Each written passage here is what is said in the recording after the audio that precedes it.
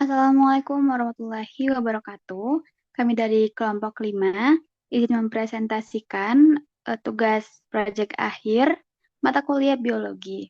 Di sini kelompok kami membahas terkait pengawetan alami berbasis pengendalian mikroba pembusuk sebagai upaya mengurangi kerusakan bahan pangan dengan dosen pengampu yaitu Ibu Drupadi Cipta Ningtyas.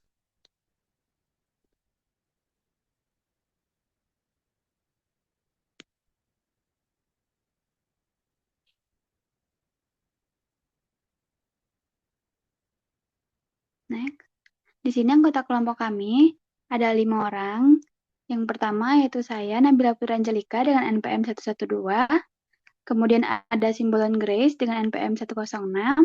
Ketiga ada Emda Fadwi Zelino dengan NPM 087. Lalu ada Luna Nurfatana dengan NPM 079.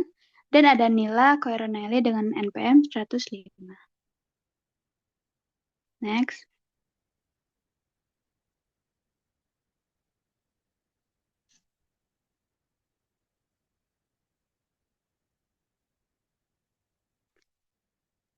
Pendahuluan. Bahan pangan sangat mudah rusak karena kandungan air dan nutrisinya mendukung pertumbuhan mikroba pembusuk, terutama jika penanganan dan penyimpanan tidak tepat sejak pasca panen hingga distribusi. Penurunan mutu ini berdampak luas, mulai dari kerugian ekonomi akibat pangan terbuang, resiko gangguan kesehatan dan keracunan, hingga pencemaran lingkungan oleh limbah organik. Mikroba pembusuk merusak pangan dengan mengubah rasa, bau, tekstur melalui proses metabolismenya. Meskipun pengawetan kimia sintetis lazim digunakan, kekhawatiran terhadap residu berbahaya mendorong beralihnya minat ke pengawetan alami.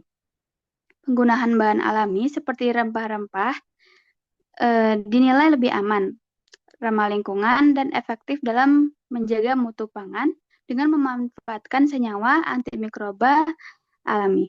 Next.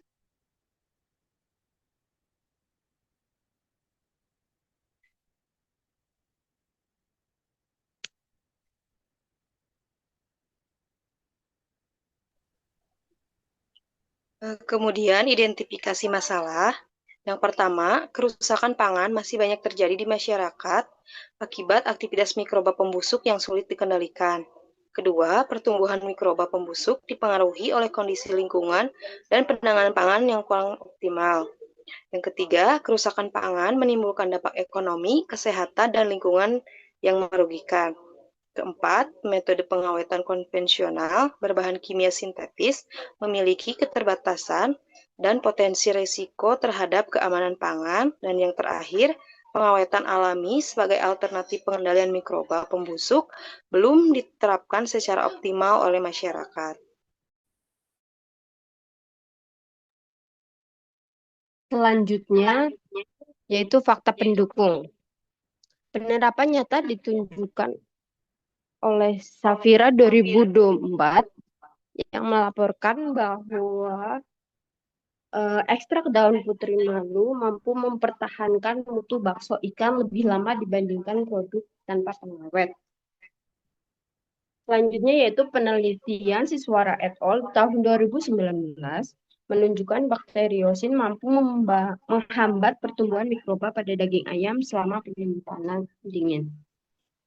Selanjutnya yaitu rempah-rempah seperti lengkuas, kunyit, dan jahe juga terbukti efektif sebagai pengawet alami pengganti formalin pada daging segar karena kandungan senyawa antimikrobanya oleh Purwani et al. Tahun 2011. Yang terakhir yaitu adalah penelitian dari Sudirman et al. Tahun 2022 menunjukkan bahwa bawang putih mampu memperpanjang umur simpan cabai merah tanpa menurunkan mutu.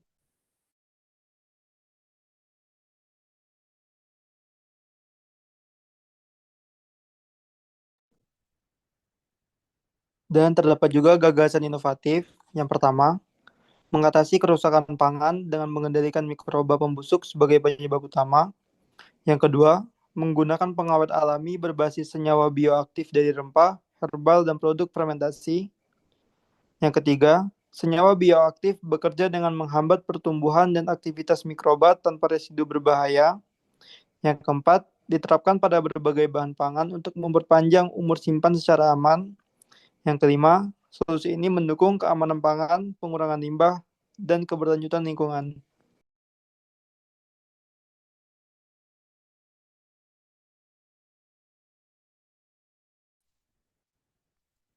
Sebagai kesimpulan, kerusakan pangan dapat dikurangi dengan pengendalian mikroba pembusuk sebagai fokus utama.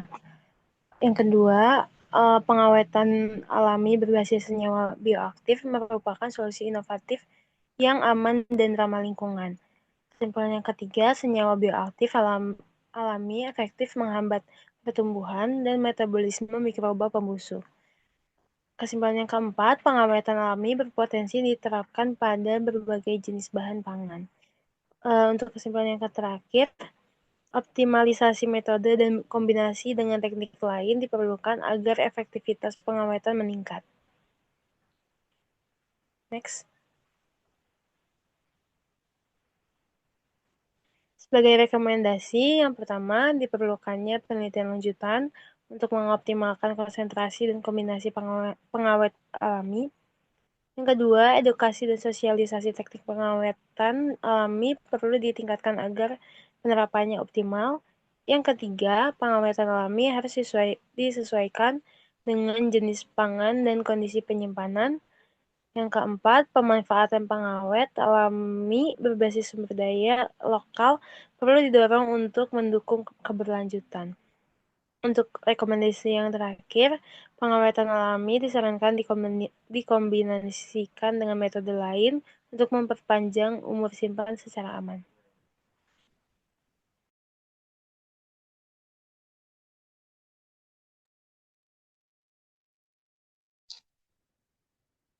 Mungkin itu saja yang kelompok kami dapat sampaikan. Mohon maaf apabila masih banyak kekurangan dalam penyampaian maupun isi. Baik dan kurang yang saya mohon maaf. Wabillahi taufiq wal hidayah. Wassalamualaikum warahmatullahi wabarakatuh.